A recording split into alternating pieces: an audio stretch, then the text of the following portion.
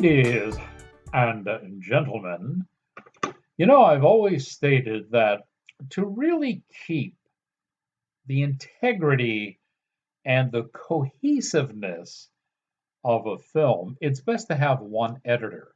That editor has a vision, usually very much guided by the director, and that editor knows segment to segment and can make the segues a lot smoother than if there are uh, additional editors. It becomes the old adage of too many chefs spoiling the broth. Tonight's lesson plan had three different editors and proves my point. A cinematic class is about to begin, and your professor is in.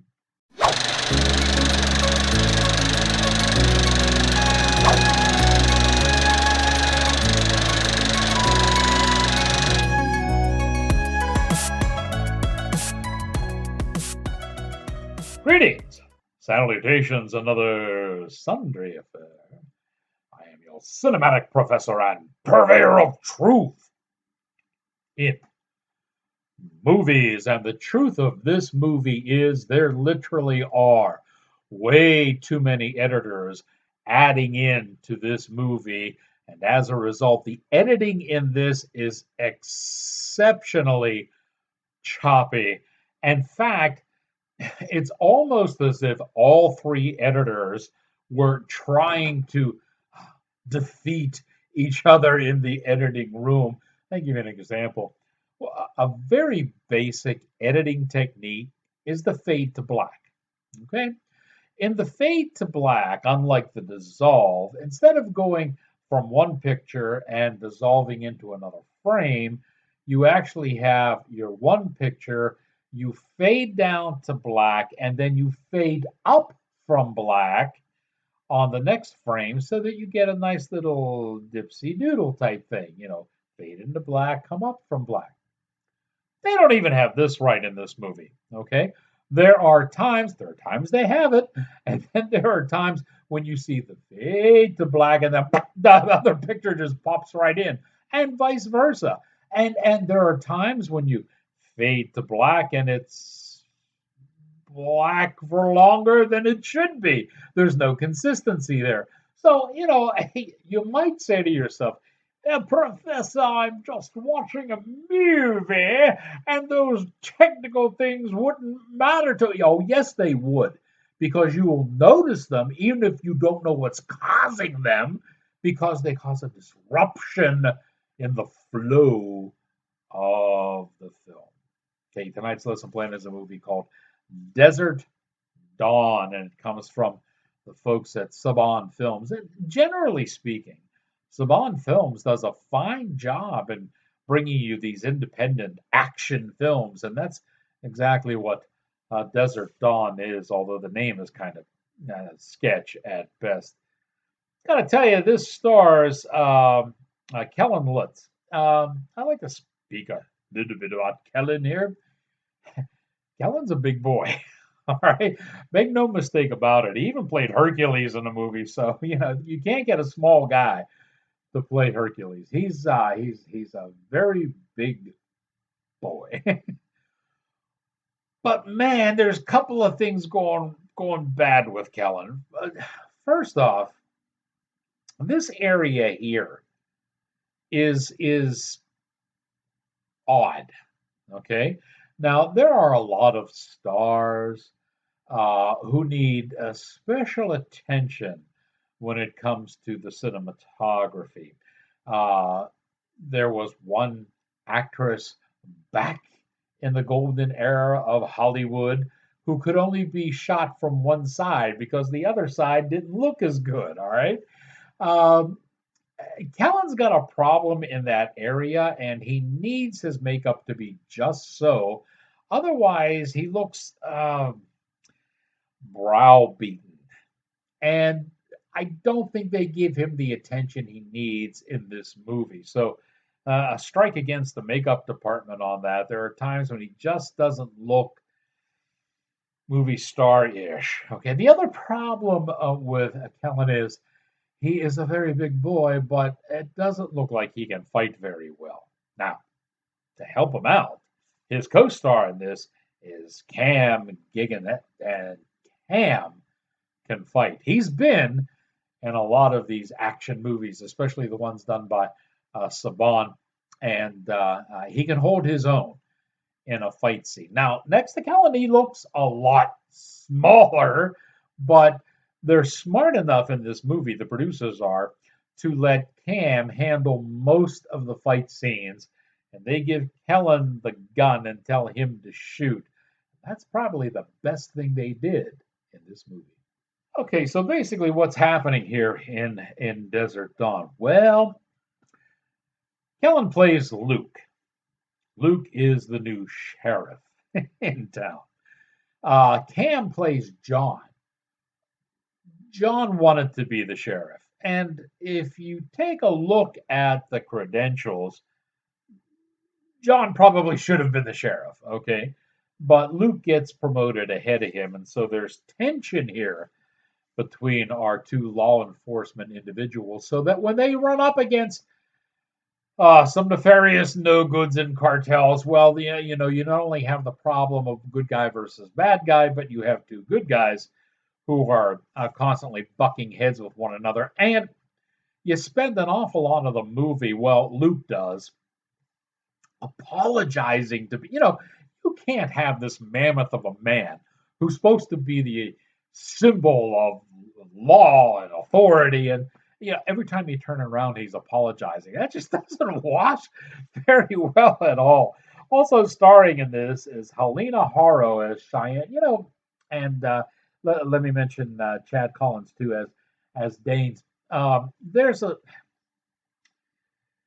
subplot in this movie about Luke's sister, and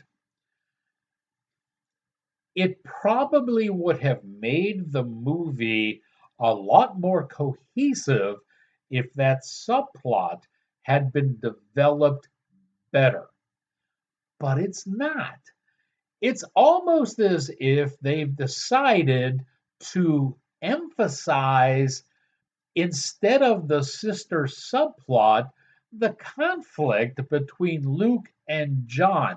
And when that conflict is resolved, it's really no big deal. Whereas the conflict with the sister is much better and really much more important to the story. Writers for this were Chad Law and John Walters, and they just had the wrong emphasis on the wrong part of the story. And as such, this story hurts. I, Luke Easton, do solemnly swear that I will support and defend the Constitution of the United States of America against all enemies, foreign and domestic. Let me introduce you to our new sheriff. It's gonna be a fun adventure working with you. Luke, good to have you back, son. You get a chance to see Cheyenne yet? I never should have left. And why did you? What do we got? We have a suicide. We have a murder. And a bag full of money. Yeah. You have my money. Who's this? The man who's gonna have you killed. I can't do this without you. You're gonna get us both killed. I need you to pick up a package for me.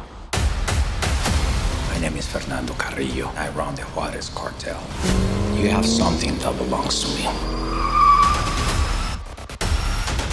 Light him up! And what makes you think I'll work for you? What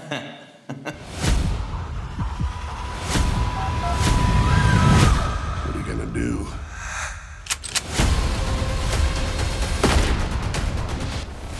If you hurt her, I will kill you.